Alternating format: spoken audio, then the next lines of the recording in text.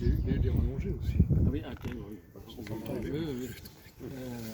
Donc c'est des avions qui sont à peu près similaires. Les grosses différences, ce qui permet de les différencier de loin, il faut les avoir de côte à côte. Le 707, il est légèrement plus bas. Hein. Alors, il est plus facile à charger pour les équipes de chargement. Donc ça fait partie, c'est quand même plus facile de monter dans la soupe que le 707. Et la meilleure preuve, c'est que le 707 a sa trappe de train principale qui se plie en deux parce qu'elle est trop grande pour pouvoir descendre jusqu'à Partition. Le DC-8, vous voyez, il a légèrement en 8, le fuselage légèrement bilobé, hein, c'est une question de pressurisation. On a rétréci au niveau du plancher pour question de solidité. Il faut dire qu'on sortait du drame du Comet quand même. Alors la pressurisation, on y faisait quand même assez attention. Hein. Enfin. Alors que le 707 a un fuselage légèrement ovoïde. Hein. Et la grosse différence qui se voit de très loin, le 707 a une énorme flèche, une antenne en haut de la dérive.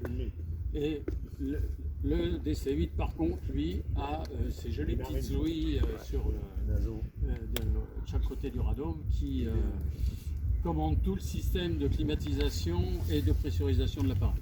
Hein, donc il y a 3 circuits différents avec des compresseurs, des machins, des trucs, des vidéos. Donc l'air et du chauffage et de la climatisation vient directement de l'extérieur. Sur le 707, le chauffage passe par les moteurs pour réchauffer l'air. Là, il y a des petits compresseurs. Derrière la grosse trappe, vous avez les compresseurs d'air pour compresser l'air et le chauffer. Voilà. Et c'est de l'air ambiant. Alors évidemment, l'air ambiant, c'est... Donc il y a un flux froid au milieu. Bon, alors ça va bien quand on est dans les pays comme ça. Quand vous décollez de N'Djamena à 14h, le flux froid il fait déjà 40 degrés quand même. Hein. Donc la température cabine elle est assez costaud. Voilà. Donc le Boeing a décollé le premier, le DC-8 l'a suivi presque un an plus tard.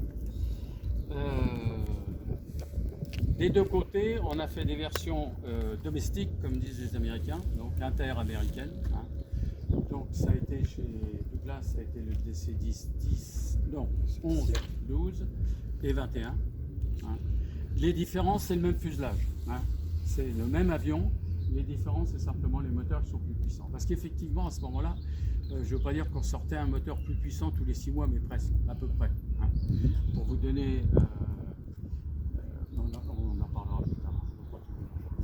Donc, c'était Douglas, lui, avait conservé son idée qu'il avait bien réussi avec les DC-4, DC-6, DC-7 qui sont en fait le même fuselage allongé, et en disant on va faire un fuselage du même diamètre sur toute la longueur de la cabine, comme ça on pourra l'allonger par la suite avec la réussite qu'on a connue par la suite. Donc les versions 10-20. La version 30, les versions 30, il y a eu 31, 32, 33, qui différencient uniquement par les types de moteurs qu'on met, était la version dite long courrier, intercontinentale. Et il y avait une deuxième version intercontinentale qui était le DC-8 41, 42, 43, qui était propulsée par des Rolls-Royce. Chez Boeing, on a fait à peu près la même chose. Le Boeing 707-120 a fait l'intérieur. En plus, ils ont développé un avion un peu hybride, le Boeing 720. Et puis les Boeing 320 étaient des longs courriers intercontinentaux avec le même moteur que le DC-8, cariné différemment, mais c'est le même moteur. Et ils ont fait des 430, pardon, 430, 707-430, avec des moteurs Rolls-Royce. Donc vous voyez, on a des avions pratiquement similaires. Capacité passager en 2 classes.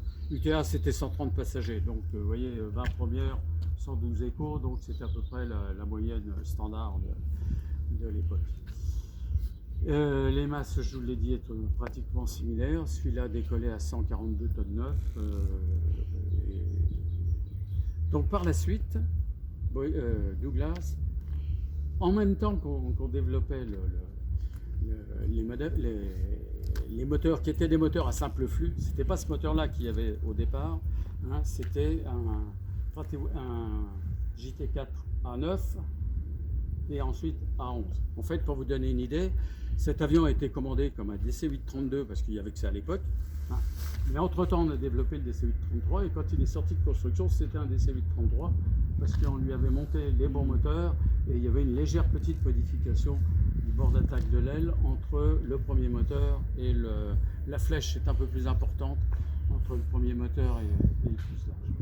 Et puis ensuite, donc, il y a eu l'arrivée des réacteurs à double flux, ceux-ci. Donc Douglas a sorti les séries 50, 51, 52, 53, qui étaient des séries passagers, 53 étant le plus lourd et entre guillemets l'intercontinental. Ensuite, parce que tout ça, ça se faisait parallèlement, on a sorti la version cargo qui s'est appelée 54, qui est exactement le 53 civil avec juste une porte cargo de... D'ailleurs, on l'apercevra, la porte cargo, elle est relativement camouflée quand vous montrerez là-haut, parce qu'elle est condamnée en fait. C'était le même avion avec les mêmes limitations, le même train et tout ça. Après, on a encore amélioré, on a fait la version 55. Alors 55, c'était du pur cargo, mais il pouvait être aussi en passager. Mais il avait une masse maximale au décollage qui était plus importante, un plancher renforcé, un train d'atterrissage renforcé. Une masse à l'atterrissage beaucoup plus importante, on est passé de 93 tonnes 9, si je ne dis pas de bêtises, sur l'avion passager à 108 tonnes 9 sur l'avion cargo. Donc on pouvait poser beaucoup plus lourd. Hein, voilà. Et on pouvait effectivement soit le mettre en tout PAX, en tout cargo, et UTA à une époque a même exploité un en 3 ou 4 palettes devant et mixte derrière en combi. Hein, voilà. Alors on mettait des petites palettes pour garder le couloir. Un couloir entre le poste de pilotage et sinon c'était des palettes plus grandes. Et puis est arrivé après, et puis ça va très vite, hein, est arrivé les versions allongées, les versions 60. Alors le 61, on ne s'est pas enquiquiné, on a rallongé 5,50 m devant, 5,50 m derrière, et c'était le même avion, les mêmes limitations, les mêmes moteurs. Ce qui fait que pour le décollage, ça prenait un tantinet plus de temps, et ça faisait un tantinet plus de bruit. Donc, et ça, c'était pour répondre aux demandes, entre autres, de United. J'ai oublié un détail, je termine et je reviens sur United. Et donc, effectivement, il était quand même un peu limite au décollage, il avait un peu de mal. Alors, je reviens en arrière parce qu'il y a un truc qui est très important, c'est qu'à l'époque, comme les gens qui voyageaient, c'était des gens qui étaient relativement aisés, on avait 4 sièges de front, 2, les centrales 2. Et puis les transporteurs se sont dit que ce serait bien qu'on augmente un peu le nombre. Ils ont demandé 3 et 2. Hein, parce que déjà la place centrale n'était pas très élevée. Et Boeing était parti là-dessus. Boeing était parti sur un avion à 5 fronts de siège. Ce qui fait que, comme ils n'avaient qu'une seule chaîne de production, ils ont mélangé militaire et civil. Hein. Il pouvait y avoir un C-135, un Boeing 720, un Boeing 707 derrière. Allons-y, on construit, c'était grosso modo, la structure principale, c'était le même avion. Et ils étaient partis sur 5 sièges de front, et quand ils ont appris que Douglas partait sur 6, ils ont repris leur calcul, ils ont fait 6 sièges de front. Ce qui fait que les premiers C-135 qui étaient déjà construits étaient plus petits que les suivants. Hein. Il y a une différence sur la première version des C-135. Donc c'est assez amusant comme anecdote. Voilà. Donc je reviens sur les versions allongées. On a ensuite construit le 62 qui lui n'avait que 2 mètres et quelques de plus, 1 mètre devant, 1 mètre derrière. Donc là c'est le long courrier idéal parce que avec une aile différente, hein, une aile différente, le même réacteur mais caréné différemment et surtout accroché différemment. C'était ce qu'ils appelaient le long dock. Il n'était pas accroché sur le pylône. Si, il était sur pylône, mais il n'était pas accroché sur le bord d'attaque. Il était accroché sous l'aile. Il passait en dessous. Voilà. Hein. Sur ces versions allongées, est-ce qu'ils ont remonté le train ou c'était le même train C'était le même train. Ah, donc les pilotes devaient faire gaffe à la rotation et à l'atterrissage. Non, le 62 ça allait. Le 62 ça allait, 2 mètres c'est pas méchant. C'était le 63. Ouais, mais le 63 il avait un joli petit sabot derrière, et quand ça touchait ça fait de très belles étincelles. Ça, il y avait un frotteur comme encore.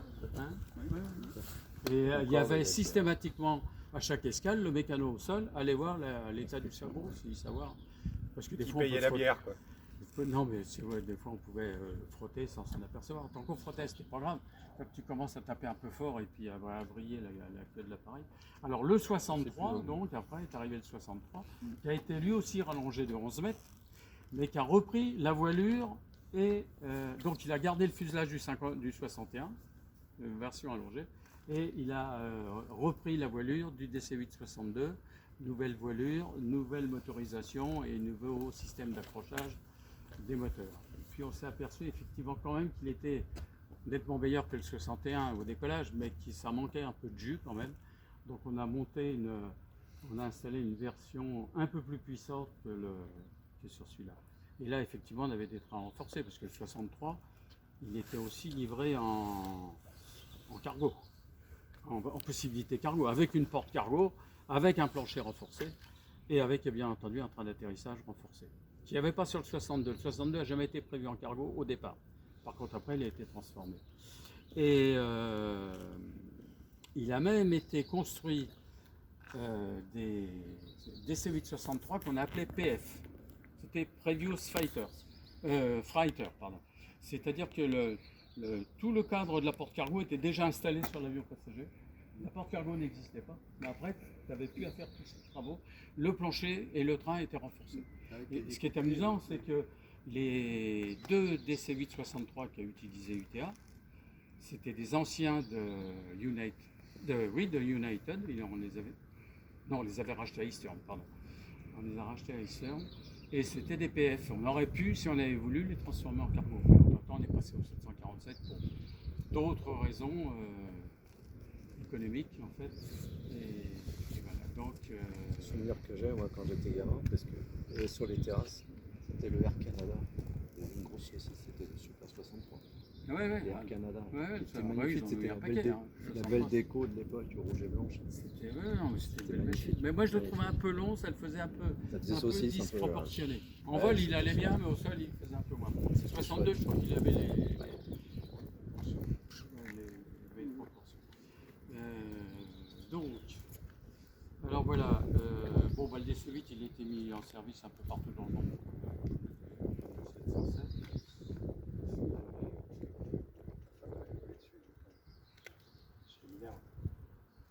Aux États-Unis, ils ont.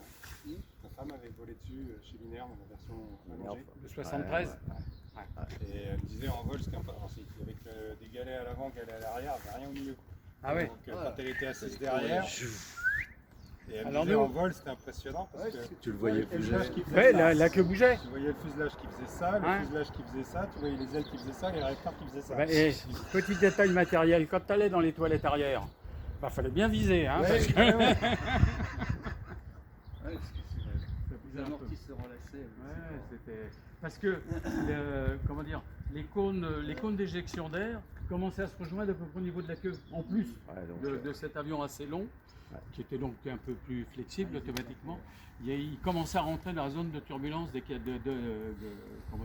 jonction des quatre flux des réacteurs. Des situations d'aspiration. J'ai dû rouler hollandais. Ah oui, un petit peu, oui. Voilà, donc en France, il a été exploité, le DC-8 a été exploité par les deux petites compagnies TAI qui exploitaient surtout, en grande partie, la ligne du Pacifique. Donc TAI a débroussaillé la ligne du Pacifique. Hein. C'est les premiers qui sont posés à Nouméa, ce sont les premiers qui sont posés à Tahiti. Ils ont même créé une compagnie sur place parce qu'il n'y avait pas d'aéroport. Et puis TAI desservait aussi Madagascar et un petit peu en Afrique. Et puis il y avait UAT qui lui desservait uniquement l'Afrique. Et les deux compagnies, à la fin des années 50, étaient déjà en négociation pour une fusion. Donc il a été logique qu'ils prennent le même avion quand même. Hein. Alors ils ont tous commandé des 32, ils ont des UAT en a commandé. Au début ils avaient l'autorisation de 2 avions par le Conseil national de l'aviation marchande. Là. Ils ont eu l'autorisation pour 2 avions. Les deux d'UAT, c'était des 32 qui ont été transformés dans les hangars du Bourget. TAI, les 2 premiers ont été 32 aussi, et celui-là c'est le premier, le vrai 33. Tous les autres avaient été modifiés. Moi c'est des modifications mineures à part ça. Je vais vous dire un truc qui vient de m'échapper. Bon, c'est pas grave. Oui, en fait, TAI, pour son réseau Pacifique, avait besoin de 3 avions, parce qu'il y en a toujours un qui est aux 3 quarts en visite. Hein. Et le DC-8-33, au départ, ne traversait pas le Pacifique direct. C'était Tahiti, Honolulu, Los Angeles. Hein. On ne faisait pas le direct, même avec le tronc. À la même époque, Qantas, qui lui avait besoin de traverser le Pacifique impérativement, avait commandé à Boeing des versions raccourcies de Boeing pour avoir un avion plus léger, avec moins de passagers et autant de carburant, ce qui lui permettait de faire Sydney-Los Angeles direct. C'était les Boeing 707 138, qui sont devenus par la suite d'excellents avions d'affaires. Enfin d'affaires. Oui, VIP. Oui.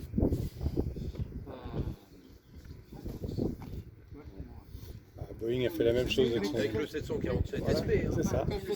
Special Performance. On parlait du DC-8-63 là tout à l'heure. Quand j'ai travaillé sur les DC-8 de Minerve, de Pointer, des choses comme ça, je me suis amusé à regarder des fiches de sécurité. Là. Et je me suis aperçu que Minerve, sur ces 2 avions, n'avait pas les mêmes positions de porte de passagers et porte de service. C'était pas les mêmes. Parce que les constructeurs les avaient demandé de telle façon, comme ils n'avaient pas acheté, c'était des avions de 2e, voire 3e main, ils avaient acheté différemment. Ils n'avaient pas les mêmes portes de sortie que ceux du TA.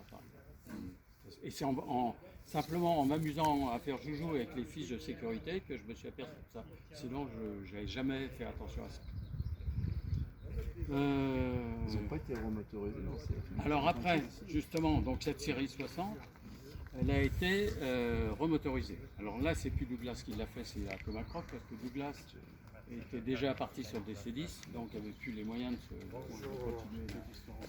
Je suis retardataire. Donc il y a eu des conversions qui ont été faites ici. UTA en a fait un paquet. Ah oui, ce que je voulais vous dire, c'est que déjà dans les années 50, la TAI PUAT avait une licence, avait la licence Douglas, et la TAI par exemple entretenait tous les DC-6 militaires américains. Tous ceux qui étaient en Europe venaient se faire réaliser à Orly dans les ateliers de la TAI. Donc ça prouve qu'on avait, et UTA était capable de faire de transformer un 32 en 33, et par la suite de remotoriser. Donc on avait, sans vouloir vanter ma belle entreprise, qui avait pas mal de défauts par ailleurs, Qui a connu la crise. on avait une solide base technique derrière nous quand même. Tu vois, là, tu pouvais monter tranquillement dans les avions. Et d'ailleurs, on n'a jamais eu de gros pépins. Hein. Les 2 avions qui ont disparu, c'est qu'on les a bien aidés à disparaître. Un peu. Il y avait eu UTA Industrie.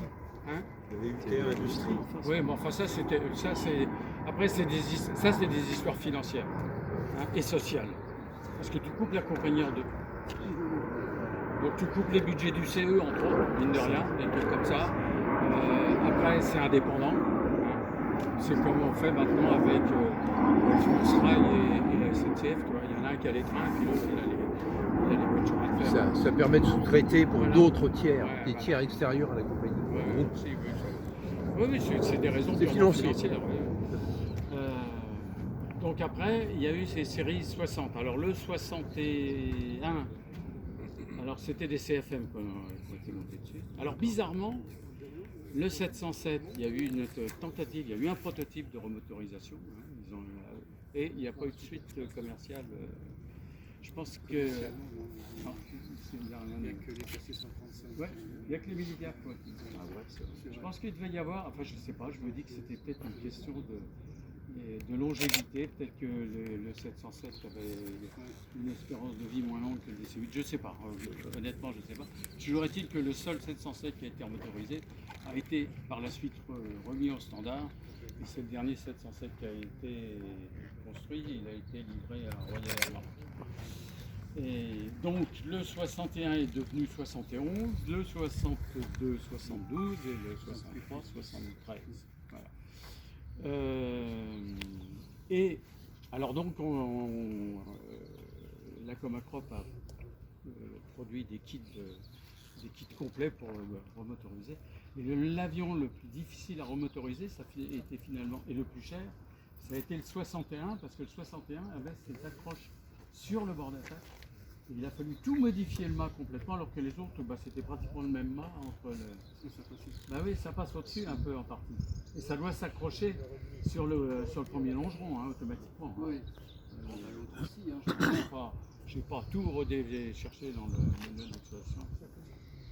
Alors donc il a volé, donc il a fait le Pacifique pendant quelques années, jusqu'à ce que les DC-8 53 arrivent, et puis après que les DC-8 62 prennent le réseau Extrême-Orient Pacifique, et lui il a continué sa carrière sur l'Afrique. Il a volé, je crois, 17 ans pour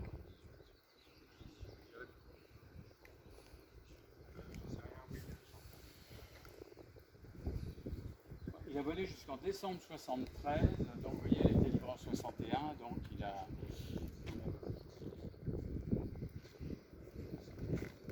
volé 12 ans, etc. Ensuite, il a donc été vendu à l'armée, enfin au CEV, je ne sais pas, il est passé par le CEV entre les deux. C'est le CEV qui l'a modifié. Oui, voilà, c'est ça. Je pense qu'il a dû avoir, je suppose qu'il a d'autres limites de vol que l'avion normal. Parce que les ballons en tête, ça doit peser un peu. Bon, ça, sous le fuselage, c'est pas trop gênant. Je pense qu'il a eu d'autres modifications. Il y a peut-être des vitesses qui sont différentes, des choses comme ça. Il est effectivement passé par le CEV. Il a eu une immatriculation au CEV avant de. Ah oui? Ouais, ouais. Fox Zulu Alpha, Zulu Kilo, je crois.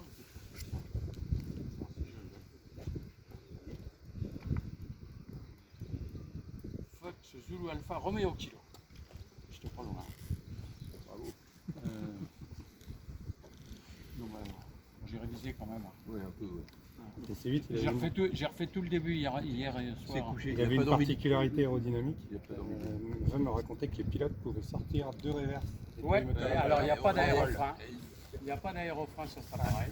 Il n'y a pas de bec de bord d'attaque. Par contre, il y a des fentes. Il y a des fonds. Oui. J'ai les croquis des fentes. Comment ça?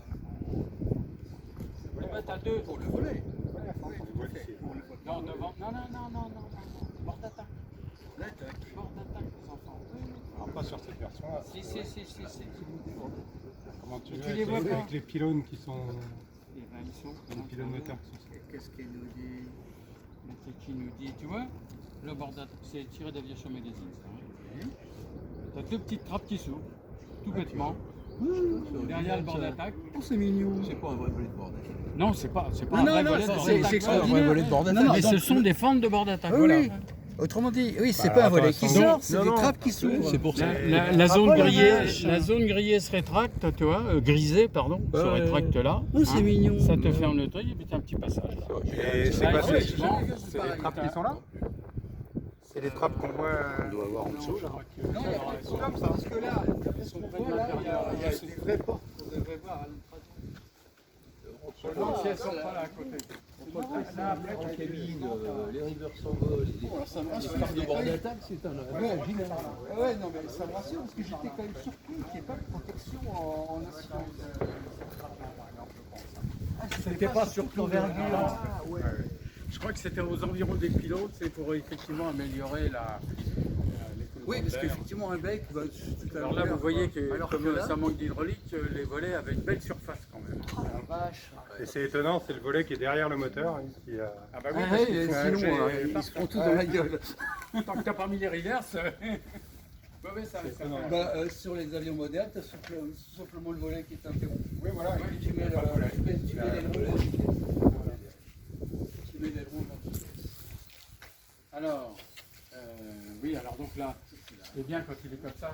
Tu dois expliquer. Vu l'astuce, subrepticement, je les amène à l'ombre parce qu'on commençait à cuire quand même. Là au moins, t'as la démonstration de. T'as la Ou preuve alors de tu vas ce avoir que le tu fais. Skyrider qui est pratique pour ça aussi, tu vois, parce que c'est exactement la même.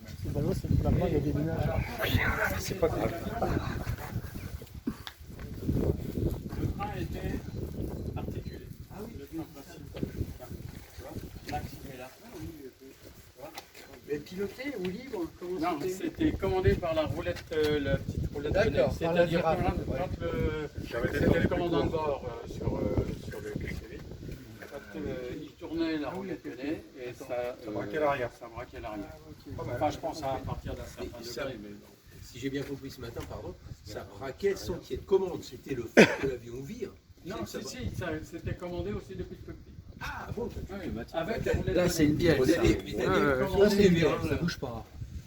Mais t'en as en dessous. Tati t'en as- tata. t'en as, Là, t'as l'axe. ouais. Ouais, j'entends bien. Mais quand je vois ça, je dis, hop. Bah écoute, ça peut être que l'hydraulique, là. l'hydraulique là. Donc, Ah, voilà, ça y est, regarde. D'accord, figé. Ok, ah oui, c'est Ça, c'est les amortisseurs. Et roue arrière direct. Ouais, j'ai fait des photos du. le maquettiste il se régale. Il y a que les deux à l'arrière. Ouais. C'est un verrou en Il n'y a pas besoin de plus. Alors, oui, c'est de l'autre côté et j'ai- Ouais, c'est une fioriture, ouais. Un Galaxy, je comprends. Mais... À l'époque, ils étaient pas trop. Mais ils ont laissé tomber après. Oui, ça s'est Ouais. arrêté. Ils se sont rendus compte que c'était. Il valait mieux que ça arrive. Tu vois, regarde ce que ça Voilà, donnait ouais. quand c'était.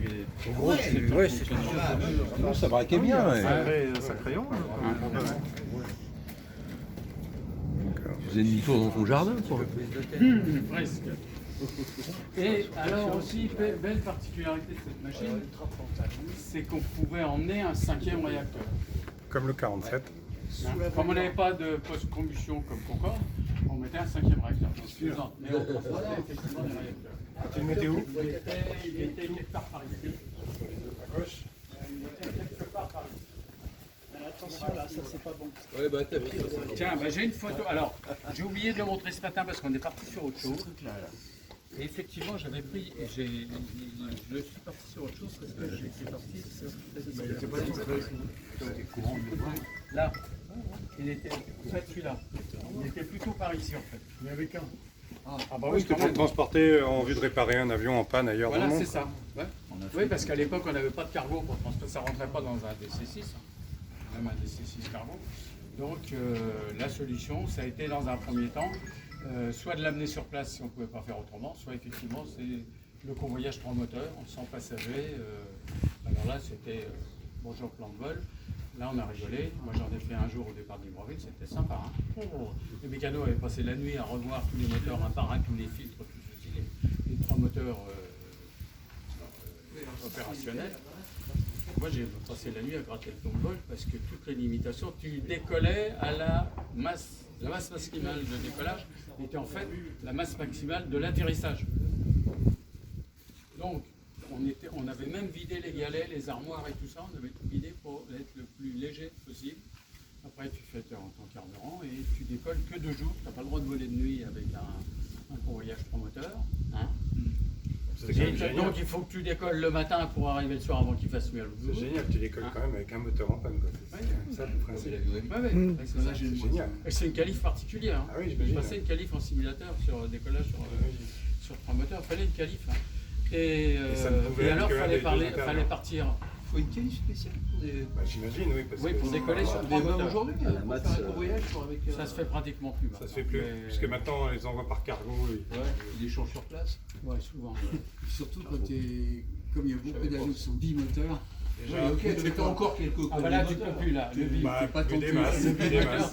tu n'as pas le convoyage encore. Ouais, c'est vrai, il y en a. Et alors donc, il fallait partir le matin, mais quand tu étais en Afrique, il fallait mieux partir au lever du jour à la fraîche, parce que si tu attendais un peu, la température montait. Par contre, ce et- qu'ils connais plus là. par contre, ce qu'ils font maintenant, c'est le flex take-off. C'est le décolle à 75% de la puissance. Ouais. C'est l'équivalent d'un moteur en moins. Ouais, à peu près. Ça permet d'économiser. Oui, sauf que tu as quand même un déséquilibre. Sauf que là, tu n'as pas de déséquilibre de faut poussée. éduquer, là, c'est ça. en flex take-off. Quand même pas toutes tes trop de problèmes. Et il y avait, on faisait la même chose sur des C10, on a fait pendant quelques temps des convoyages sur 2 moteurs. Avec celui du milieu en rade. Ouais, ou un latéral, mais enfin bon. Jusqu'au jour où. T'arrives à alors là, décoller avec un latéral. J'en parle dans un autre, dans le bouquin sur les C10. J'avais un copain qui était chef d'escale à Libreville, ça se passe à Libreville. Ils ont dû changer le moteur 2 en escale sur le parking. changer le moteur 2 d'un DC10. Déjà en atelier, c'est pas facile. Mais à Libreville, où tu as un grain toutes les 3 heures, il te tombe une pissée pas possible. Et quand ils ont. Donc ils avaient un moteur en panne, ils avaient prévu de faire un convoyage de moteur, mais avant, des voyages, tu vas en bout de piste, tu fais un essai poussée-décollage sur les 2 autres réacteurs. Et pendant la poussée-décollage sur les 2 autres réacteurs, il y en a un qui a fait boum. Donc 2 moteurs. Donc là, il a tortillé. On envoie un cargo avec 2 réacteurs. Oh, Ouais, mais quel bel avion DC-10. Oui, aussi. On aura l'occasion d'en parler. Et donc maintenant, enfin là, avec les 747 cargos, le moteur il rentre tout seul. Avec le DC-10, ton moteur il est séparé en 2. Tu as le fan d'un côté, sur une palette, et puis le reste du moteur sur l'autre palette. Et quand tu avais un avion en panne, c'est KLM qui faisait les moteurs, tout le groupe KSS Suite. Tu avais un SMI qui départait d'Amsterdam et qui t'amenait sous l'avion les 2 palettes toutes prêtes pour le moteur. Et disons que, allez, 5 heures après l'alerte, le début de l'alerte, le moteur pouvait être changé dans la photo. Et oui, alors, oui, j'avais sorti cette photo du truc de Canadian. On ne le voit pas bien parce qu'il est le pod est blanc. L'avion est dans la neige, mais bon. Le 707 l'a eu aussi. Hein. J'ai vu passer à Dakar un 707 de la Paname. Il est là. Ah oui, il est camouflé là. Ouais. Alors en plus, effectivement, l'autre petit problème, c'est que les 3-4 tonnes de ton réacteur, c'est de la charge marchande. Ça rentre dans la charge marchande. Effectivement, le fret, tu le laisses par terre pour l'instant. Mais tu peux transporter des passagers aussi. D'accord. Ouais. Alors que le convoyage 3 moteurs, c'est 100 personnes. Qu'est-ce que je pourrais vous dire aussi? Pourquoi les profils particuliers de la nacelle? C'est-à-dire, je suis pas mécano, hein. Ah bon, non mais peut-être. Oui, non, mais. J'essaie de la regarder d'ici, là. Elle est tordue. Les Oui, vibration, peut-être, non?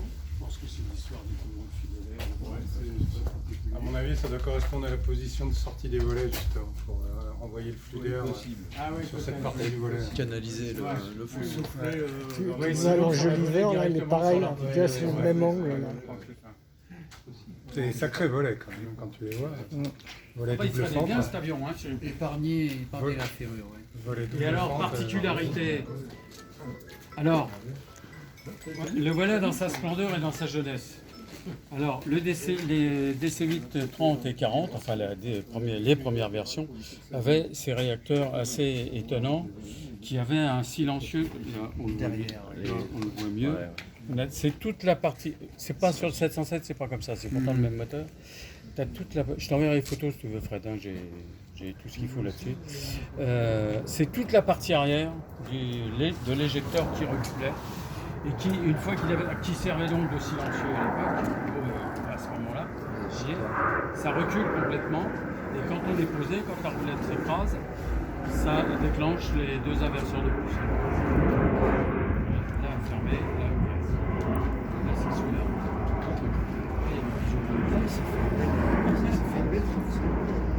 Non, mais c'était. Alors celui-là, il a une particularité, c'est qu'il a 2 inverseurs de poussée différents.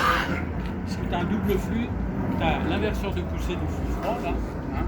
Le flux froid, il sort ici. En vol, il est comme ça. Hein. Voilà, le réacteur, là, et en fonctionnement. C'est un petit flux. Oui, tout à fait. c'est la première génération. Oui, tout à fait. Ouais. Donc, bah oui, Non, mais c'est bien. Tu dois avoir un taux de dilution de sur 2 max. Ouais, ah, même pas. quand tu vois ce qu'il y a. Un 5 pareil. Bah, sur ces moteurs. On est à l'autre bout du spectre. Et, Alors attends, donc, ça a donc, voilà. fermé. Donc là, c'est la position en vol. ouvert. Et à l'atterrissage, ça s'ouvre, et ça recule, cette partie-là. Tout un truc. Et il y a des coquilles qui s'ouvrent aussi. Donc il y a 2 inverseurs de poussée. T'as un inverseur partie froide et un inverseur partie chaude. Donc, compliqué quand même. Hein. Non, mais techniquement, c'était une superbe machine. Non, mais sûrement. Mais... Moi, c'est. Alors, ce qui avait de bien. C'est compliqué parce que c'est les premiers, donc ils essayent, ils innovent, personne ne l'a fait avant eux, il faut bien tenter des trucs, il faut bien y aller. Oui, puis il faut Maintenant quand même, on arrive à faut simplifier quand même- parce que ça fait 40-50 ans que... Et c'était leur premier quadrilatère à moteur avant. Alors que Boeing, ils en avaient déjà, ils avaient des 47 et 52 derrière, donc ils savaient bien ce que c'était qu'une voilure élastique, alors que eux, c'était la première. Non, puis il y a plein de technologies comme ça qui sont assez. Ils l'ont pas raté parce que avoir réussi à accrocher ça au bout, ça veut dire que la voilure elle était pas mauvaise quand même. Le centre de gravité, j'imagine que c'est vachement en avant de la caisson, mais...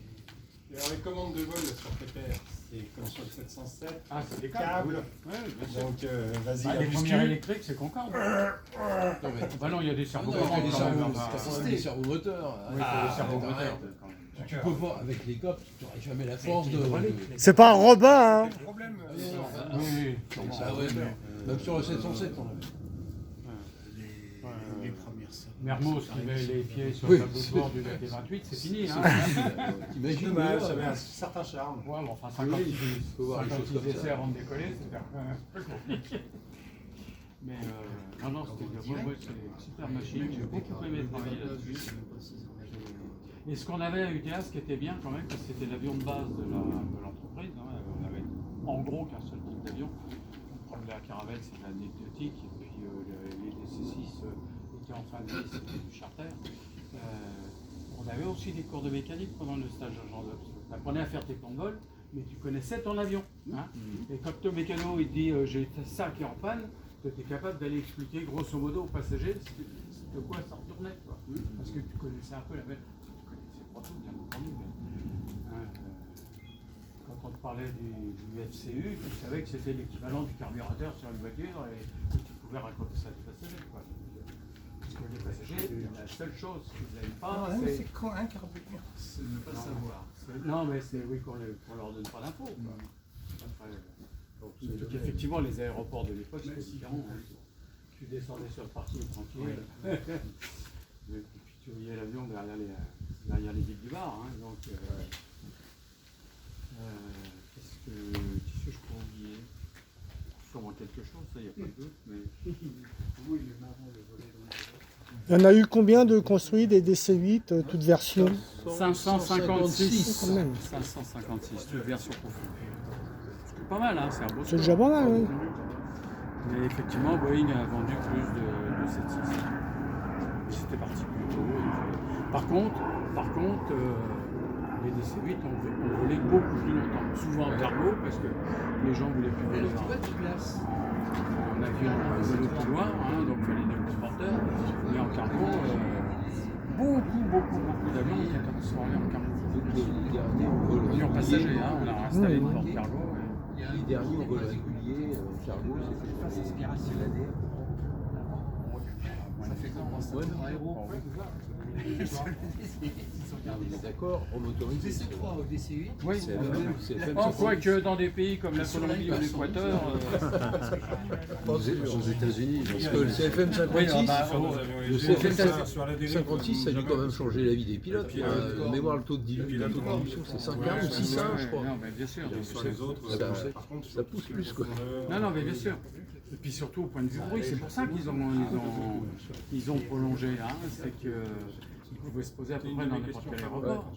Les vieux 707, alors quand tu vas dans des compagnies de genre du Nigeria, Sao Tomé aussi, là il y a une belle flash aérienne. Sao Tomé, c'est une petite île au large de Libreville. Je connais pas. Ah, c'est dommage, c'est joli tout ça. Sûrement, mais je Je connais passe le week-end, c'est assez sympa. Oui, c'est Automé le principe. Le bruit, c'était quelque chose. Et ces avions-là, ils avaient le droit en Europe de se poser qu'à Ostende. Parce qu'au stand, la piste, tu arrives sur la mer, hop, tu te poses, et puis tu redécolles automatiquement face à la mer. Tu ne redécolles pas dans l'autre sens. Et après, effectivement, les 707, c'était quand même les derniers 707. Ils avaient du mal à voler. Hein. Il y a plus d'un qui arrive avec un moteur en bois. Et ça, c'est des défauts d'entretien, c'est totalement différent. Si tu n'entretiens pas ton avion, c'est ça. Ce que je disais à Mediama, là, la semaine bien entretenu comme la voiture, peut l'emmener pendant tant que tu veux. Après, c'est des coûts La économiques, limite, mais sinon. c'est des cycles. Hein. Ah oui. Avec la griffe qui est là, Quand tu vois que ton 747, il a volé 90 000 heures de vol, celui-là, je ne sais pas combien il a, mais quand UTAL l'a vendu, il avait déjà 47 000, je crois, ou quelque chose comme ça. Quoi. Ouais, mais tu prends un 737, il va être laminé bien avant, parce oui. qu'il a des vols plus courts, 1 heure, 1 heure et demie. Ah ben, Ici, justement, le gonflement des gonflements. c'est là que maintenant on compte plus les atterrissages. compte les cycles. On compte les cycles. Le nombre de fois qui vont. Comme une femme. Mais oui, non, parce que ça commence à être important. T'as filmé, hein? C'était dans la boîte. Ça commence à être important sur un 747. Hein. Le diamètre. Sur le Concorde, ça ne se sent pas trop le diamètre. C'est la longueur qui joue. Mais... Alors, on avait un 747 qu'on avait modifié, un 200 qu'on avait modifié à 300. Des fois, il y avait des fuites d'eau quand il était en vol, enfin des infiltrations d'humidité, donc il n'était pas complètement... Il n'est pas étanche de partout. Mais au sol, il n'y a aucun problème, parce que tout est bien. Tu mets des bassines, Entre les passagers, excusez aux passagers de la tenir, faut tenir ça de nouveau. Voilà, sinon, je crois que... Donc oui, bon, on a parlé des ouïes, du système de formation. Et après, sa transformation donc en Starig. Bah là, c'est... Après. C'est Moi, le la légende- général qui va vous en parler, parce que là, moi... La légende dit qu'il était décoré comme les avions présidentiels. En fin de compte, il était vachement discret. Parce que Ah oui. au moins, Ah oui, c'était bah, la lame à l'époque ou les stéréos. parce Parce que la déco, c'est la même. ce qui le diffère des autres, Le grand public, il sait pas quoi. le ventre, c'est pas trop visible en vol, Non, les ballonnets. mais c'est les ballonnaires Boudel. Mais le grand public, pour eux, c'est un avion. Ouais, bien sûr. plus discret.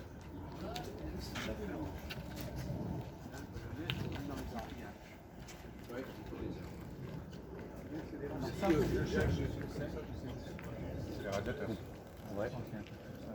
Compresseur, non l'entrée d'air. Non, ça fait le compresseur. C'est De- la sortie de l'air de radiateur est ici. Ouais. Le radiateur. Ah ouais. Je te fiche mon billet de radiateur d'huile.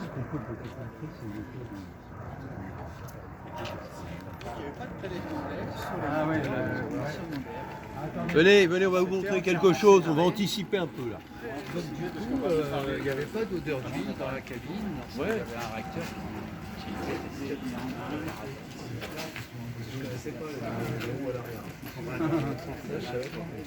Regarde, ils sont bien fusés, ils ont fait.